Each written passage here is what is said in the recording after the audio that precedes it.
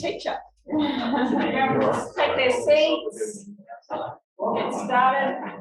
So we've got a few home viewers tuned in. So from now and then, if we're glancing over this way, it's to make them feel welcome and included.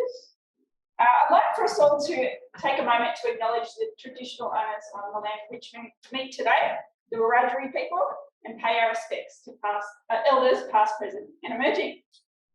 I'm Lisa Hasty, the General Manager of Albury Business Connect, and I'd quickly like to introduce our amazing team. We've got Tanisha Smith, who might be a new face to some of you in events and administration, and she's worked really hard on pulling all this together, so thank you, Tanisha. Moving along, we have Rhiannon, who's got her camera out. She looks after all our communications, so she might have some of this on socials soon. And up the very back, Rebecca Gadd would have greeted you all on your way in. She's our Business Development Manager. So if you've got any questions, ideas, or just want to have a chat, she's your go-to girl. I'd like to welcome our board members today. We have Celeste Pearce down here at our Business Edge Advisors. Thank you for being here, Celeste. A welcome to Councillor Alice Glacken. Thank you, Alice. And from Albury City, we also have Engie Larkin, who's in Economic Development. And our presenters, Sean O'Reilly from NBN, Vikram Singh from Australian Gas Infrastructure Group, and from the Uiver Memorial Trust, we have Pieter Mole. There he is in the orange. Thank you, Pieter. We always like to obviously thank our sponsors because we can't continue doing what we do, whether it's through education like this, networking, and keeping the team ticking over. So a big thank you to all of our sponsors. I've got a little bit more room. There's a few white spots. So if anyone's interested, please let me know. Quickly invite Alice now to have a quick chat and an update from Albury City. Thank you, Alice. Thank you. So this council is normally 4 years. This time is going to be 2 years and 9 months. So there's another election in 2024. I've still got the in the box. In the box. I've still got the, thank you very much. Put me in my box. Yes. And so yes, so I've still got the battle scars. So you know, you could be forgiven for forgetting that we've only just gone through an election. We're currently undergoing an intensive and extensive councillor induction program, which even though I've been retreaded a few times, I still attend because there's always something new to learn, and if there's nothing new to learn, there's always something to be reminded of. So I go to all those sessions. Staff are very busy preparing the budget program, plus all the things that new councils have to go through, the new cycle. Every time there's a new council, there's a new lot of paperwork that we have to, or policies and procedures that we have to review and renew. There's also the everyday operational side of council that has to keep going.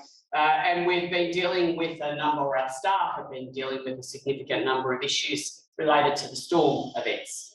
And many of us could be forgiven for thinking that Albury was the only local government area that had been affected by those 3 significant rain events over the last 6 weeks. But of course, the 3rd significant rain event brought other local government areas to the fore, and it was made more widely known that it wasn't just Albury that had suffered so significantly.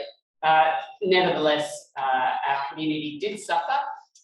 The status of the natural disaster has been helpful, and it helps not only council, but it also helps the local community members to be able to access their insurance much more easily and readily, not that it's easy to get it.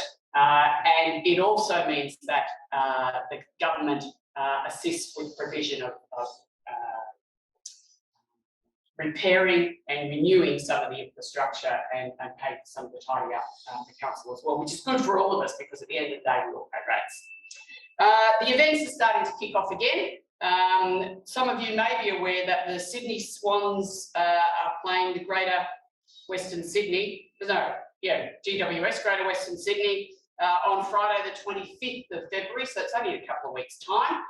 Fabulous. Adults are $15, a family is $30. Nick and I'll be able to go as a family. And children under 12 are only $5, which is a fantastic opportunity for our community to go out and experience fabulous football. Not only just fabulous football, but also a community event. We have a couple of things on the website that you can make comment on at the moment. So if you go onto the Albury City website, down the very bottom, there's a number of little bullet points, usually warranties or ask a question. There's one down there that says, have your say. We want our community to give us feedback. There's one at the moment on Eastern Hill. It's suggested that we could use that for more outdoor bike riding. So if you could make a comment on there, that'd be fabulous. And soon to be up there will be have your say on the budget. I'd like to comment on that as well.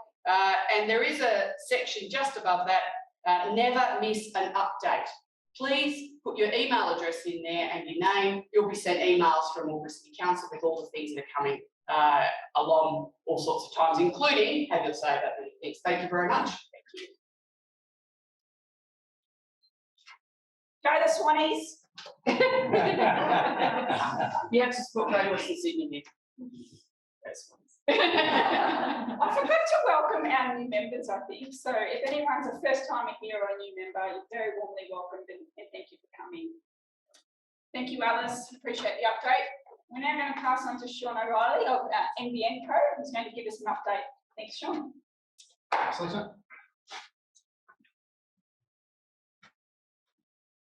Good morning, everyone. So my name's Sean O'Reilly. Thank you. I'm with NBN Local here, based in Albury-Wodonga, covering the region of Uiver and Murray.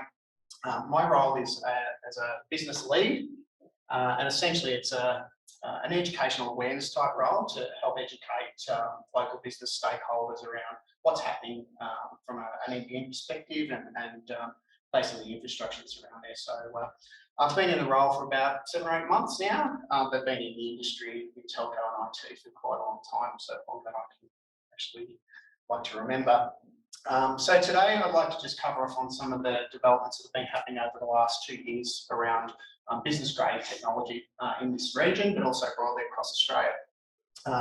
So hopefully from today, we'll get a better understanding of some of the technology that's available within the region, that's particularly for business type activities. An overview of what the Business Fibre Initiative is and actually why it's relevant and why it's important for businesses across the country, particularly regional. But I will start with a little story here. So I'm not sure if people are familiar with this particular venue. It's the Mita Pub or the Laurel Hotel. For the guys that are from not this area, it's about an hour's drive from here. Fantastic little place. Back in April 2014, this little pub was renovated. It was about $1 million spent on that particular pub, which for a little community, a village of about 150 odd people, as much as they love a drink, it's probably not, they're probably not going to recoup their money on that. So it gets you thinking, well, why spend $1 million on a little pub stuck out in the middle of nowhere? Well, it just so happened that in the February that same year, so a couple of months earlier, the main road between Mita and Omeo up through the mountains was actually sealed. So the road was upgraded. So what that meant was there was a change in demand, particularly tourists, but with particular focus on motorcycle clubs and motorcycle rides. They love to get up in the mountains to do these rides, and having a stop-off point to maybe have a meal or accommodation and that sort of thing became, that was sort of the need. So these guys actually tapped into that need. But to me, it sort of resonated with me that this bitumen was laid, and essentially that's what NBN's doing. We're laying digital bitumen, so we're allowing that traffic and that throughput to be able to serve or to generate need, but also to help support need. So the Business Fibre Initiative is basically that. It's laying digital bitumen. So it was originally launched about 2.5 years ago, but essentially it's a big bucket of money that helps to subsidise the delivery and infrastructure bills for optical fibre for businesses across the country. I think it was $700 million, so a lot of money. But essentially, the idea of it was to help to deliver business-grade services across the country. 297 locations classes what's called a business fibre zone, which basically means that people within those areas, or businesses within those areas, actually have price parity with metro. So it's particularly beneficial for regional. The idea is to deliver infrastructure that was more designed to support business applications, and we'll touch a little on some of the changes that are happening in the demand in that space, but really building something that was more appropriate for a business. By investing in that infrastructure or subsidising effectively, it meant that the barrier to entry for businesses came down. So if you went back, say, 5 years ago, particularly in regional areas, it was pretty expensive to often build optical fibre to a business, and also your ongoing costs were typically much higher. So it was a real barrier for people to move into digital transformation to those types of technologies. So that's I guess that's enabled a lot of businesses to access the technology. It's also increased competition because NBN, as a fully government-owned entity, is a wholesaler. We don't sell directly to end consumers. We go through the retail service provider channel. But that's basically meant there's a lot more competition as well, and that's disrupted the market. So all players in the market have had to sort of adjust and change the way they price and deliver services. So I guess the underlying theme here, or the reason for doing this, was there's economic benefit for our country to drive digital transformation. There's productivity gains, and there's a whole raft of things that actually can help or to create opportunities for business. Now this is a report done by Frontier Economics. And I've highlighted just some of the key things. Your eyesight's getting bad, you've got to put glasses on to read it up on the screen there. But I guess a few of the key highlights there for me that really resonated were that it's probably going to have the biggest impact in regional areas, because traditionally regional areas have been the areas that have been the hardest to serve when it comes to these business-grade technologies and optical fibre, as an example. So that to me is it's a great opportunity for people that live in regions and they can get access to these technologies. So in terms of the demand and why is this important? So these are a bunch of stats that actually I think research was done by Microsoft, this particular one. But this was done, I think, about 12 months into COVID, the first wave of COVID. And it really just showed that there's this demand and need for people or businesses to move to digital type technologies. And a lot of these trends have been around for some years, but traditionally digital transformation is a slow process. What we're seeing through COVID is it's really accelerated the demand for these things. And actually in one of the previous sessions, we had Hugh Bank talking about how moving some of their customer service to a digital type technology enabled them to really shift and adapt and be more agile when COVID hit. And that's often one of the things that's driving businesses to make these changes. You can see there that a lot of business demand or business needs are actually rely on that digital technology. And actually, one of this is possibly for many of us in the room, and certainly many people that we know, remote or hybrid working. So being able to have people work from home, that's been a real challenge for a lot of businesses, and being able to support that. So these types of technologies are driving the need for better capacity, more robust and reliable type accesses. That's actually saying the same thing, really.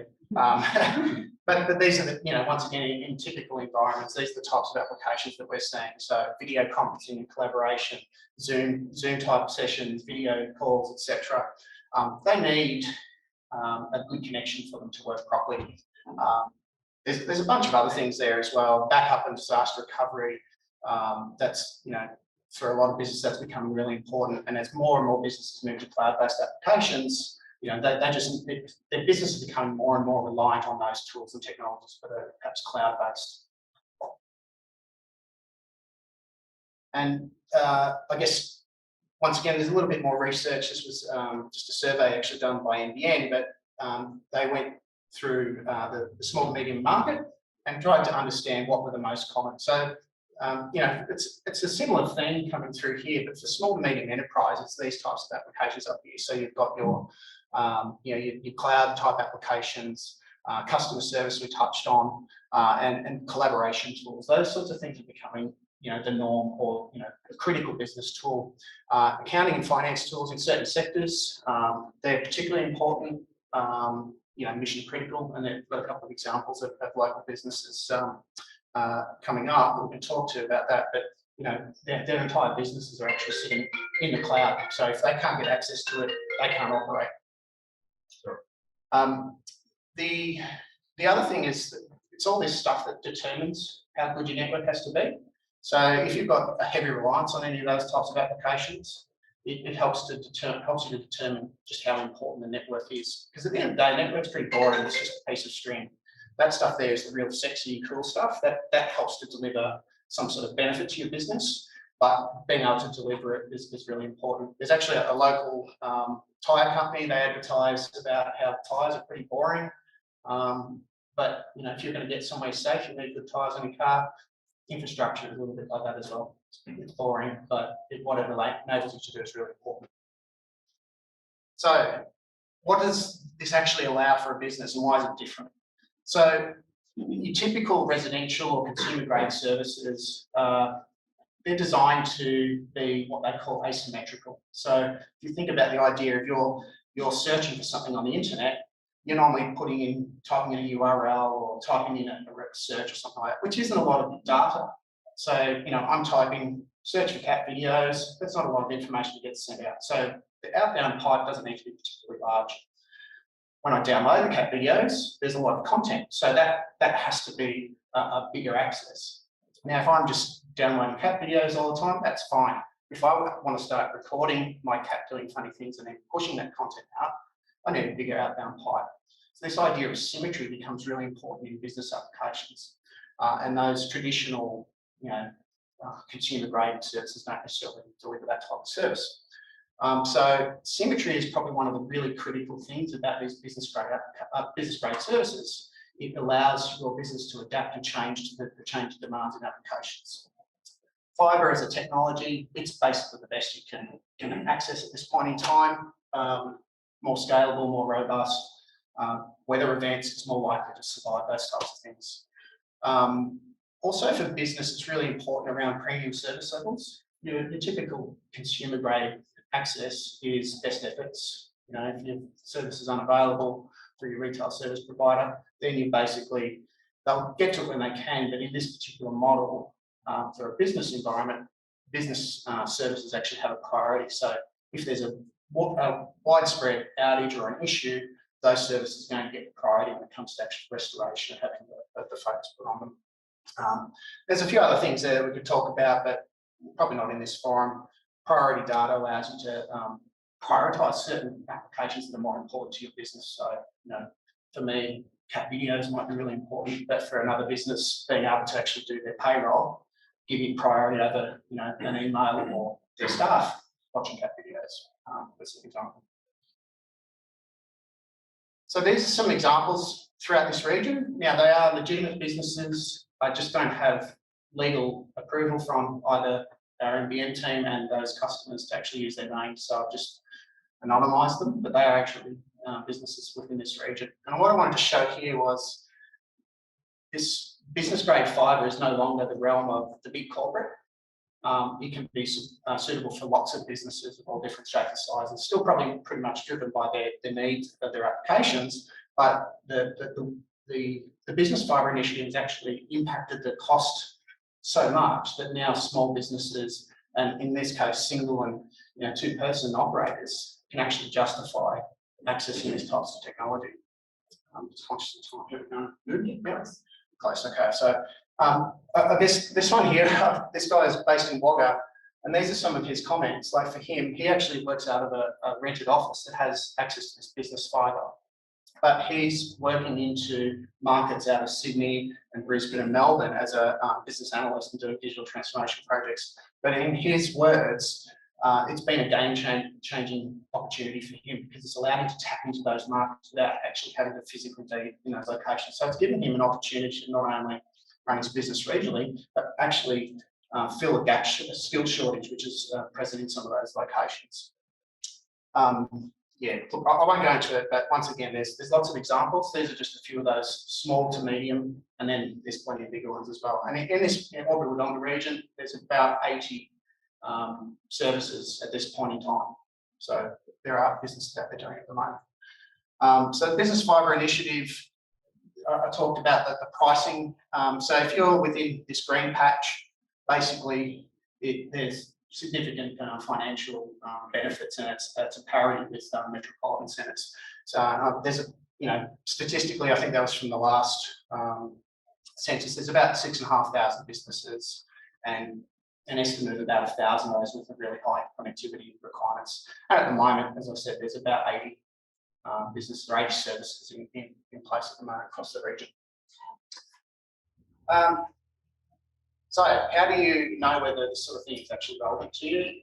Well, probably my first suggestion would be if you've got an IT provider or a trusted advisor in this space, have a chat to them. But if you don't, or you just want to sort of research it yourself, have a think about what sort of applications, how important they are to your business. There is actually a white paper that we can share this with you later, but there are some other examples there of how you might think about, analysing this around business, how important it might be.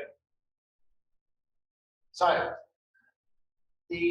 guess the thing is that the demand and requirements for businesses is changing, and the technology is actually becoming available, and it's becoming more cost effective. So that means that businesses of pretty much any size and a lot more locations nationally, you can actually get access to the right sort of technology that's fit for purpose for business. I mentioned earlier the network itself is pretty boring, but it's really important to actually enable you to do these things. So it's one of those things that if you get it right, it can actually make your whole digital online experience so much better. Digital Benjamin's here, so get on your bike.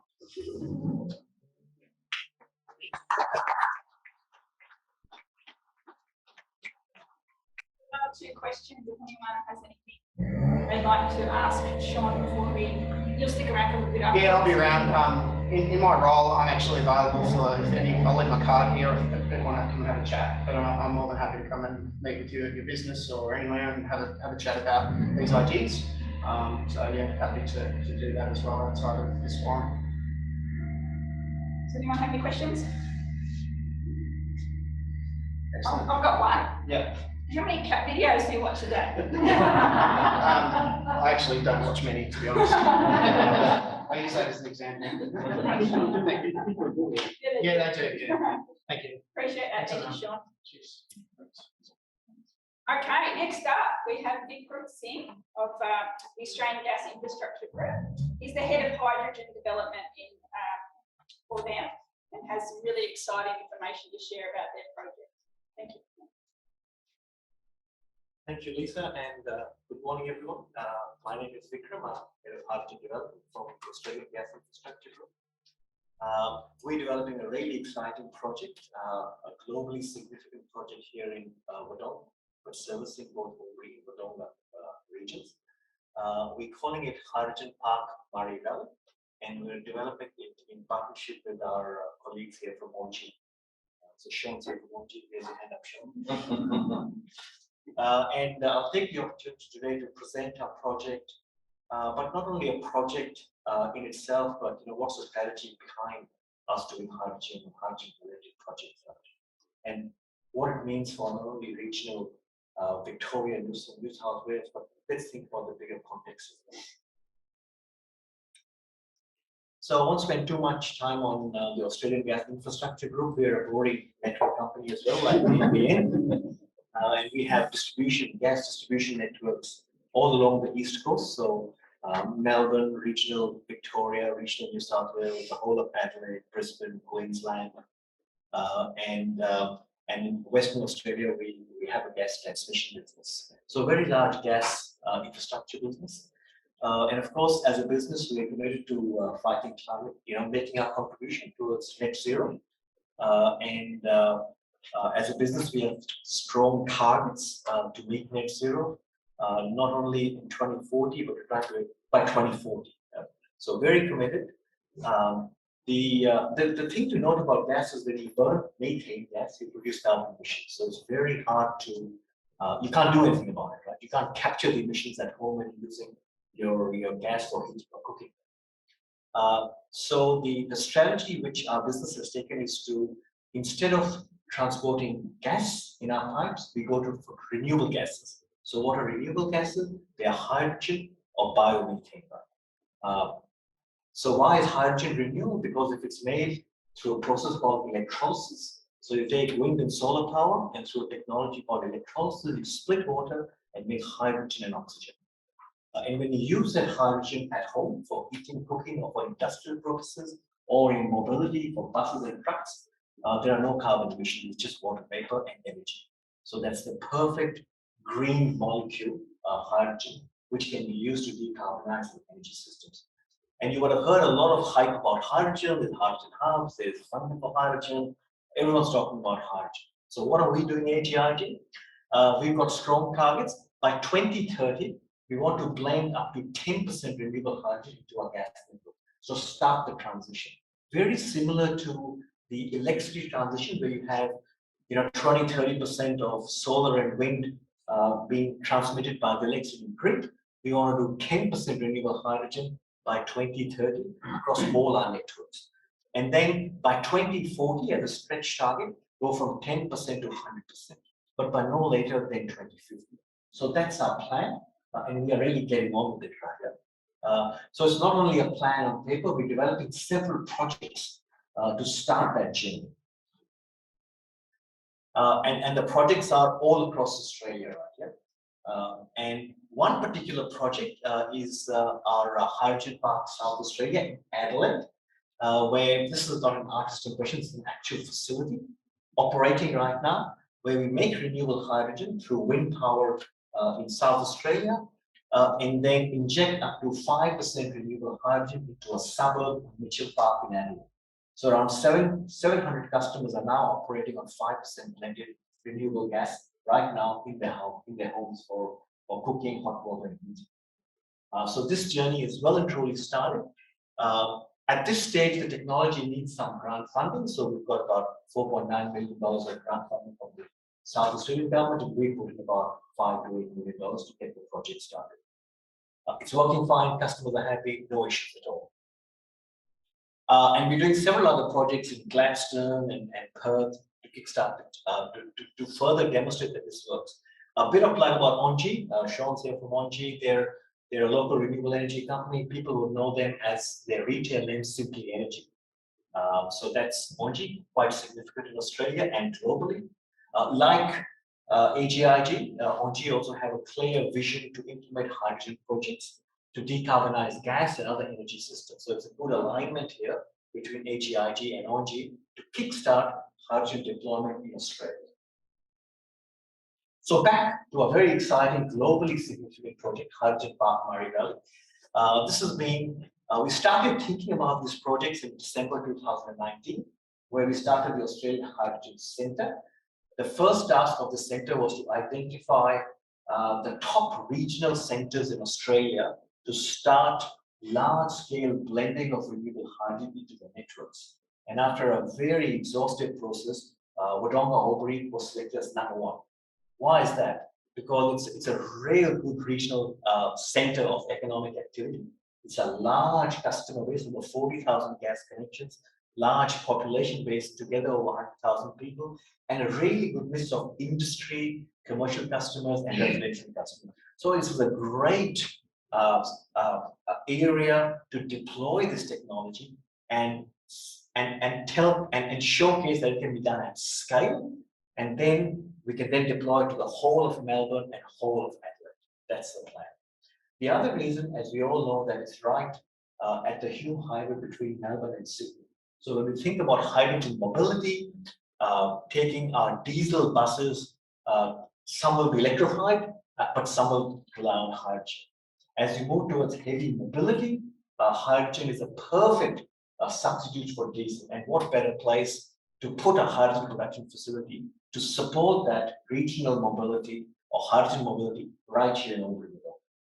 So really good benefits of decarbonizing energy systems in Wodonga Albury, and then leveraging that to then go into hydrogen mobility. So this is where it's located. It's located in Wodonga, the plant. It's a 10 megawatt facility. At this point in time, the largest hydrogen production facility is our plant in Adelaide, 1.2 megawatts. This is 8 times 10 megawatt. And in the world, the biggest is 20 megawatts, right? So this will be certainly the largest in Australia, but globally significant. So it's located in Wodonga next to the wastewater treatment plant. Northeast Water has been an excellent partner. And of course, we've chosen the location there because there are a lot of synergies between the wastewater treatment plants and hydrogen production. Why is that? Because we need water. So water is right there. We take the water from the plant and we give it back to them as wastewater. So it's a closed loop. They're putting in a lot of solar. So over time, there's an access to buy solar from them. And more importantly, the byproduct of electrolysis is oxygen. And wastewater treatment plants need a lot of oxygen in the aeration processes. So it's just a fantastic synergistic energy system that we're putting in Wodonga. So what do we do with that? It's a 10 megawatt facility. We make renewable hydrogen. We inject up to 10% renewable hydrogen into the networks of Wodonga and Uiver, kickstarting the decarbonization of gas right here in Wodonga. And I'll come to appliances and end use a bit later on. I know everyone talks about that. So that's what we're doing. 10% to 40,000 customers. It is the biggest project in the world right now in terms of outreach to customers and supplying hydrogen to customers. 40,000 customers, 700 in Adelaide. We're doing a project in Gladstone, which does a couple of thousand. There are a couple of projects in Europe which do 2,000 or 3,000, but this is 40,000 endpoints. And the plan is after we do this, we then do Melbourne and really transform the energy system in Australia. This is what the plant will look like. So we have the hydrogen production and storage. We have also named switchyard because it needs power, and there's some office building and some water tanks. So in terms of footprint, it's really small. It's quite compact. It's not like a gas power plant or a coal plant where you need to dig things up and chimneys everywhere and wastewater, water pondage. It's very, very compact. So that's the beauty of renewable hydrogen. It's like you can put this in this building and get your hydrogen going, take power from the grid, water, and off you go. Now, of course, from a technology point of view, from a network point of view, we're quite confident that our network, most gas distribution networks in Eastern Australia have been converted from old cast iron mains to polyethylene pipes. And polyethylene and hydrogen are like a match made in heaven. It's perfect. So our network right now can transport 100% hydrogen to end users.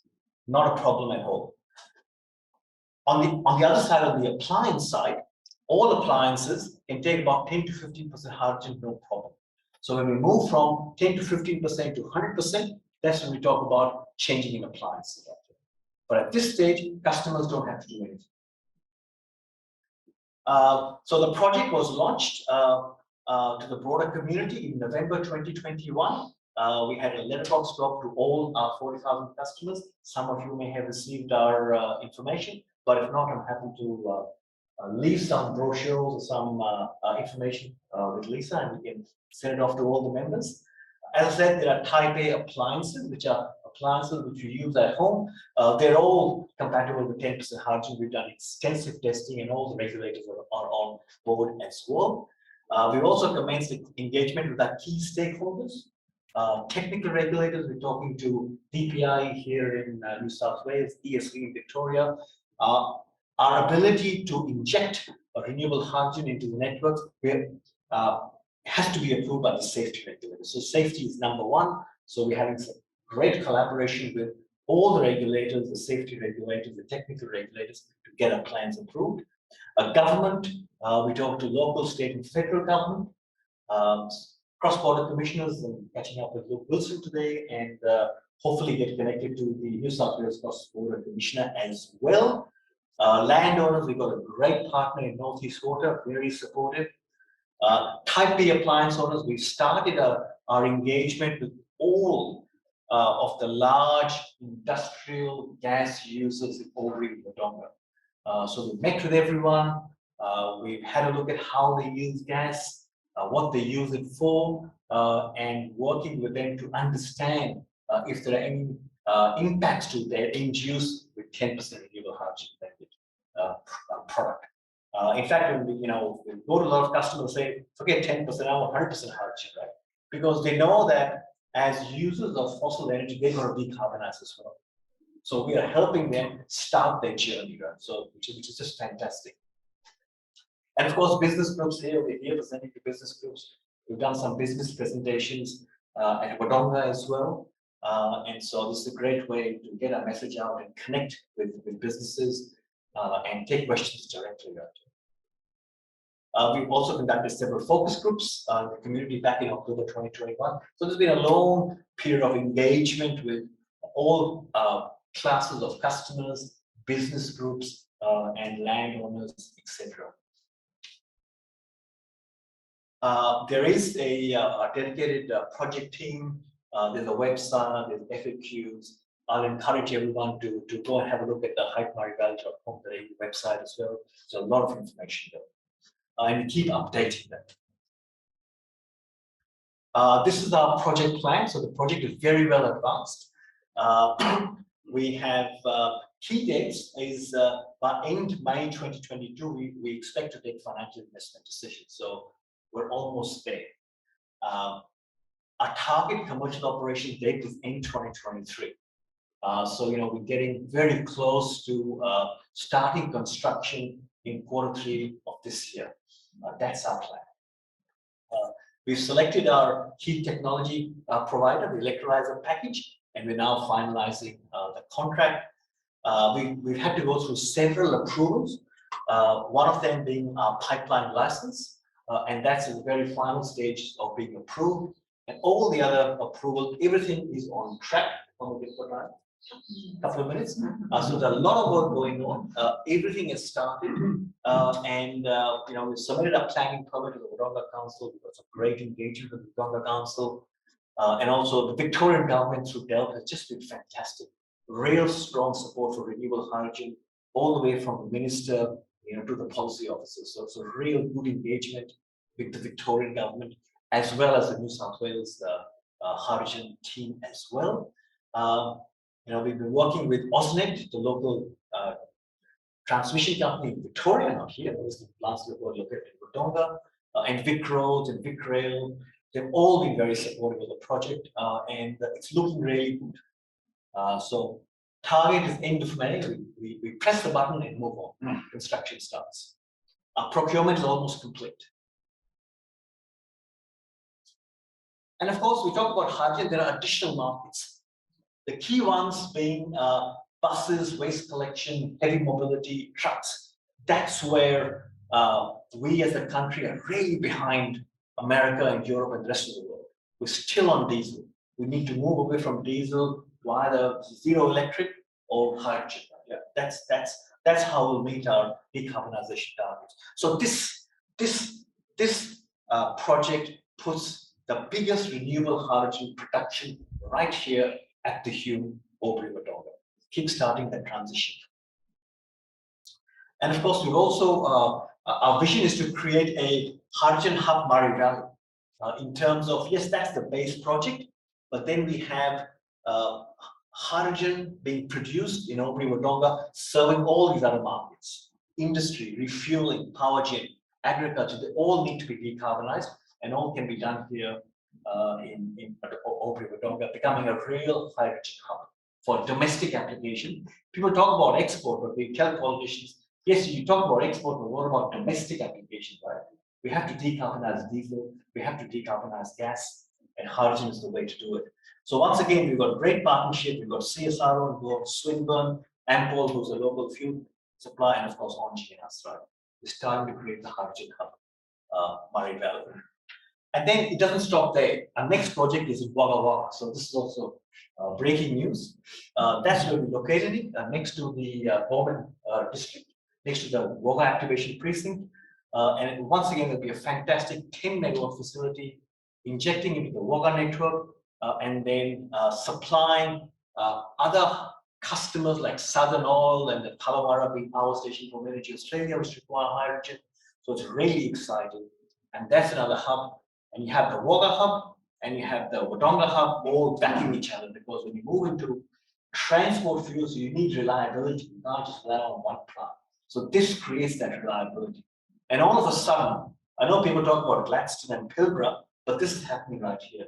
This becomes a great domestic hydrogen economy. And get all the new skills, new technology, particularly in transport and end use.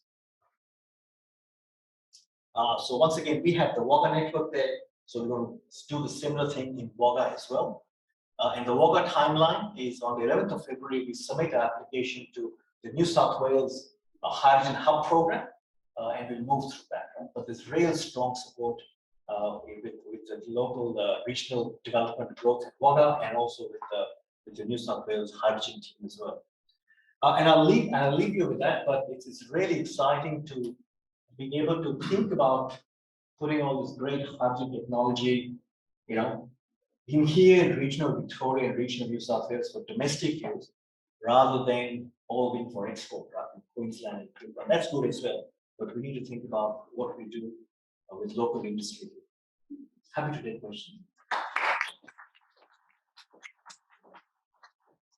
I have some online quick questions. The first one being, is there any retail fitting for existing gas appliances to work with hydrogen blended gas? Oh yes, absolutely. I think we're at that point now where we're thinking through what are the opportunities for local trade, for plumbers, for fitters. Yes, the answer is yes, absolutely, yeah, because the technology will move, right? Yeah?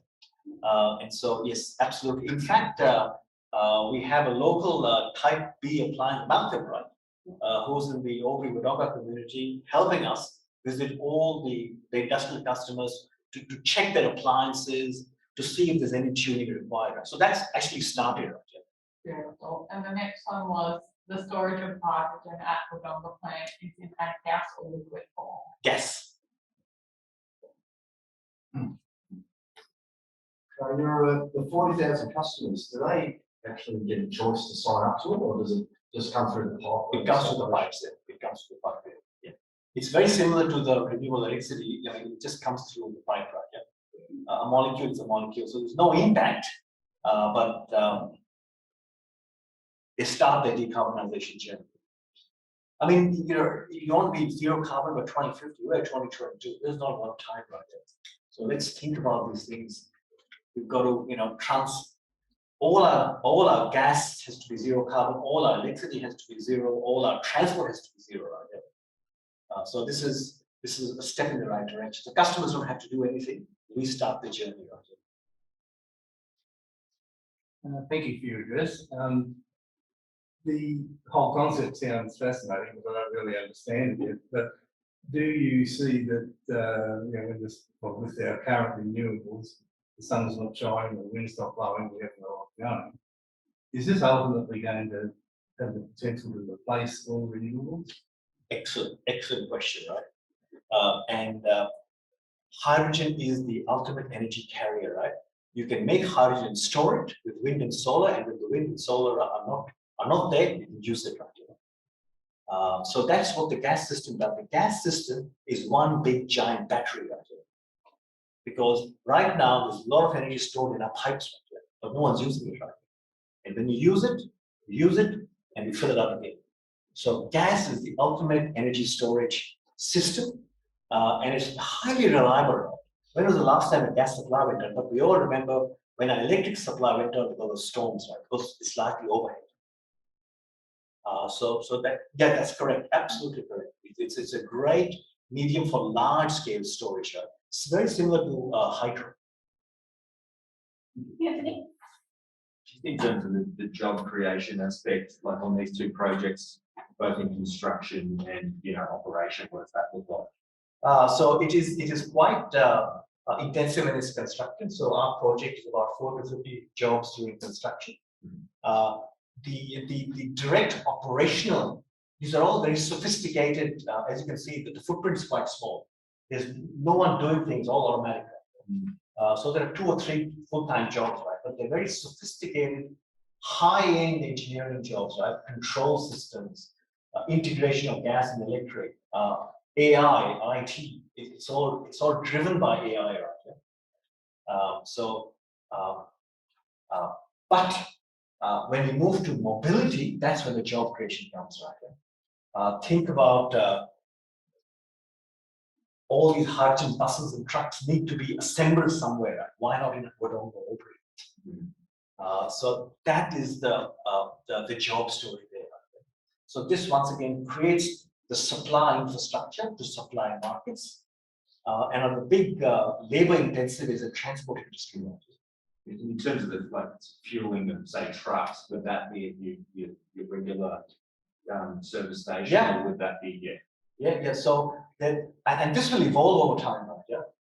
So right now, if you're a bus company, you get diesel to your depot, right? So it's back to base, right? So hydrogen could follow that model, or hydrogen could also follow a model of buses and trucks refueling in public refuels, like we have the Ampol and the BPs. Right? So I think it'll be a bit of both. Right? I see this new hydrogen technology playing out in the aviation space. Do you see? I'm not sure. I haven't thought that far. But then Sean. Yeah, no, there are already sort of pilot projects using hydrogen fueling in aviation. Yeah. And what we really see in the same way is really the big companies, the Boeing, the Airbus, are absolutely investing hugely in this because they really think as well that that's the future. And they're talking about these same horizons to 2040. They're convinced that's the way to go. The other thing I didn't mention is trains, right? The regional train which you can't electrify will all be running on hydrogen, right? Because you've got two options: either go electric, which is you can do your wind and solar, but if you've got diesel, then you're stuck, right? Yeah. So the easiest and the most cost-effective thing to do is to replace diesel trains with hydrogen, and then you don't have to build electric infrastructure. You go zero carbon hydrogen, and off you go. Thanks, Vikram. Thank you.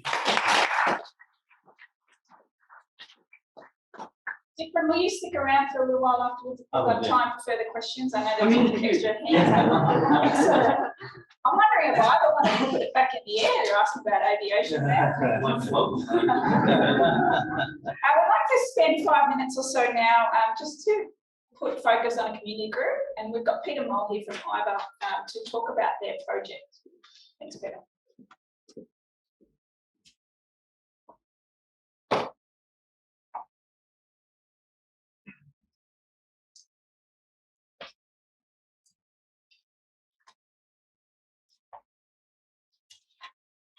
I need both my notes and my glasses. I'm with the Uiver Memorial Community Group, which is in the process of restoring an original DC2, which has about an 88-year history at the moment in association with the local community. And I've been asked to make a 5-minute presentation to cover 88 years. However, I'll do my best. Moving forward, there it is. So thank you all very much for attending and for that intro. The Uiver Memorial Community Trust was set up as a not-for-profit organisation a number of years ago, which was granted DGR status in order to, with one of the primary purposes of restoring this very aircraft to a static display. It's the aircraft is a representative of the KLM Dutch airliner, which landed here in Albury during the 1934 McRobertson Air Race from London to Melbourne as part of the centenary celebrations. The aircraft became lost, disorientated. Pilots are never lost; they're always uncertain of their position, but disorientated over Albury in heavy rain, heavy thunderstorms, which sent the navigation instruments haywire. And the citizens of Albury made a decision to try and save that aircraft by arranging for cars at that time, and the aircraft subsequently made a successful landing at the airport, at the racecourse, where it got bogged, which was just as well, because it's only a very short space for an airplane of that size to land in. Following day, the citizens came out and helped push the airplane or pull the airplane to to a dry area on the race course, and the aircraft took off again. A lasting bond really was forged between the citizens of Holland and the community of Albury, and a lot of gifts were exchanged, a lot of communications backwards and forwards, and that has resonated. That bond has resonated down the decades to today, even, and there's still quite an acknowledgement of the efforts of the local community in that regard, saving that aircraft. This bond was enforced in 1984 when one of the local Rotary clubs, Albury Rotary West, acquired a DC-2 in parts that was disassembled, trucked it to Albury from Sydney, and there you can see it coming down Dean Street. It's quite an affair, and subsequently restored, assembled, and liveried it as the original DC-2, KLM DC-2 that landed here. The aircraft was, when on completion, the aircraft was put up on poles at the airport, and it became quite an iconic landmark for the city for many, many years, over 20 years. The finished product, as you see it, was handed over officially to the citizens of Albury in recognition of their efforts at the time, 50 years earlier, and that handing over ceremony was attended by some pretty big names. So Zalman Carlin was there to unveil it. The Dutch ambassador was there. KLM executives were there. The Albury mayor, obviously, and quite a few councillors and other dignitaries attended that ceremony. So it was a big deal.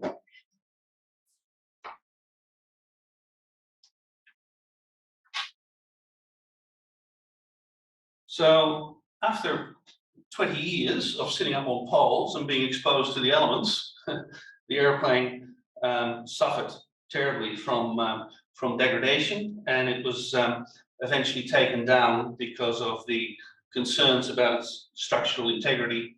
And it was parked out on the airport for quite a long time, with a lot of negotiations and talk about how the aircraft should be handled from that point forward. Following an EOI process that was initiated by Albury Council, the Trust was successful in obtaining the rights to be able to restore that aircraft back to a static display standard in order to continue that recognition of the events of 1934. And the aircraft was officially handed over to the Trust and became the property again of the local community. So that was a good thing. Thank you very much, Glenn. You were Alice, sorry, you were involved in all of that. Using volunteer labour, the aircraft was dismantled and placed in a hangar temporarily at Albury Airport, and restoration work was commenced at that stage. That was, and then in 2019, the project moved to its new and current facility, which was a much bigger hangar, where we were able to establish a workshop, and the aircraft, as you see it there, with all the various components that belong to it, was towed from its first storage area and restoration facility into the new hangar, which we now occupy. Again, this was made possible by some very astute negotiation from one of our members of the Trust, Alan Harrison, and a grant from the Albury City Council of an interest-free loan for a period of 10 years. So that's where we are at the moment. Here's a group of some of our volunteers. Not all of them work on the actual restoration of the aircraft. A lot of people are involved in what would be considered, I suppose, some spaces and more mundane things, such as mowing the grass around the hangar, making afternoon tea, cooking lunch for the volunteers, and generally helping out with any of the projects and fundraising activities that the trust engages in order to keep the money coming in to finance and subsidize the project. And one of the things that I would certainly like to add is that none of those people are actually aviation people as such.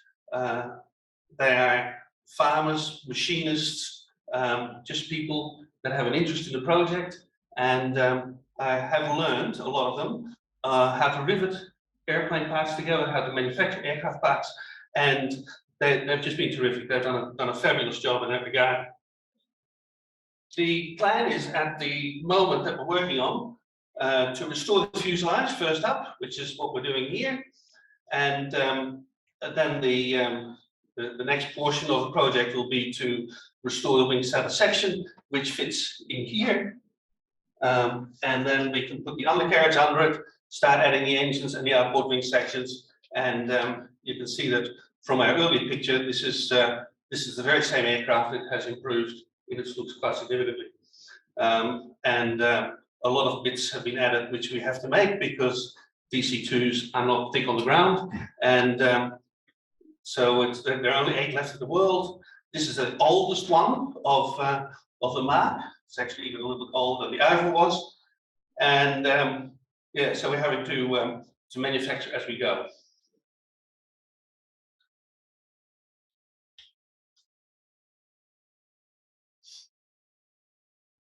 Given that the Trust's primary objective is now well on the way, which is the restoration of the aircraft, and we can now start concentrating more on the telling of the story and maintaining that community interactivity with the events.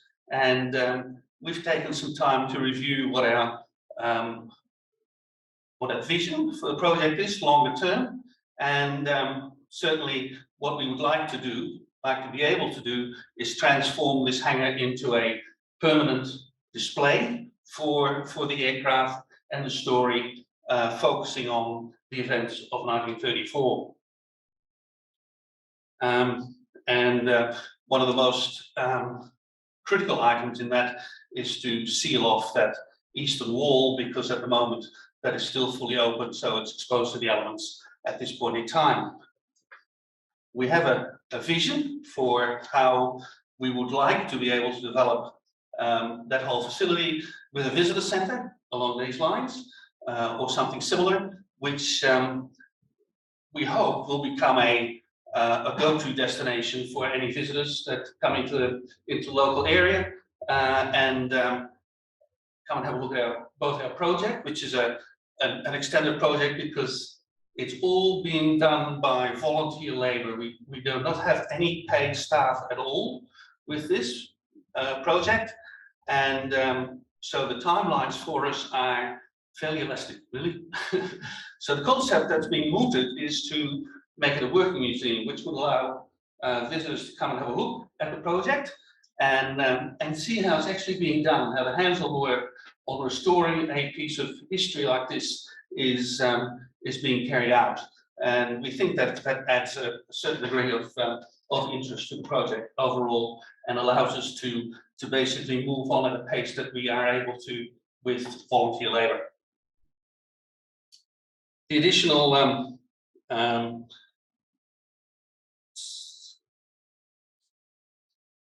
we would also, in time, as both finances and space allow, like to develop the display a little bit more, with possibly bringing in some other aircraft which were associated with the race and are relevant to the story as a whole, so that there's longer term definitely goals and projects that can be entered into and incorporated, using people that have specific skill sets, such as building wooden aircraft, such as the Comet Racer that actually won the race, which was a completely wooden airplane, because the Uiver is a fully metal aircraft. Another goal that we now have is to raise the funds to, point one, keep the project on track, and two, to see if some of this some of these ideas can be brought to fruition. So the trust is now actively working on developing some projects that can be ongoing, that will allow significant funds to be raised, and that might need to wrap it up. Right. Okay. So we're looking to involve schools. We're looking to partner with businesses and government for funding, sponsorship for specific projects, and thus build up a recognition within the community that this is a project that is worth supporting.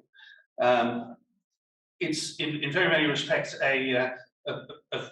well, I wouldn't say necessarily a visionary thing, but probably a bit out there. It's a huge project. But then I think back up to 1934, where the community banded together to save an airplane that was in trouble, which was a huge task. And I'm hoping that some of that enthusiasm and that can-do attitude still exists today to allow us to bring this project to fruition. If you would like to have any more information or see a little bit more about this, please have a look at our website, and that will tell you a lot more about the hows and whys of this project. Thanks very much for your time, and hopefully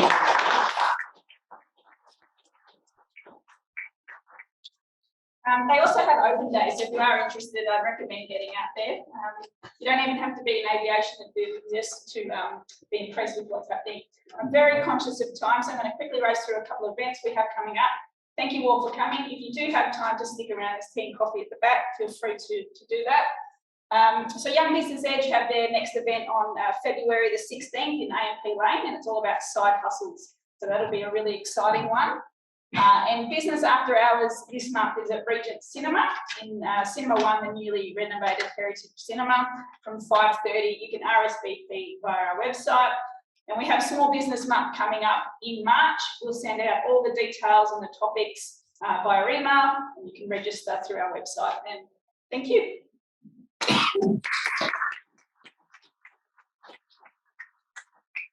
Thank you. Hello. How are you? Very well, thank you.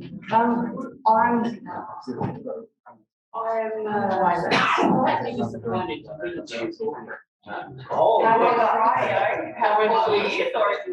Oh, yeah,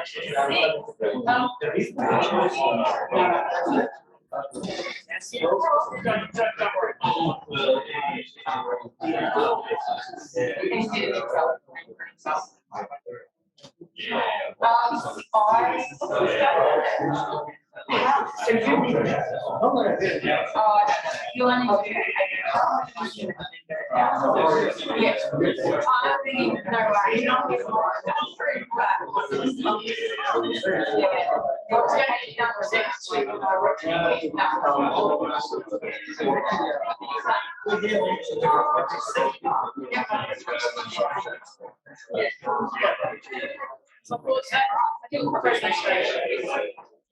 Yes.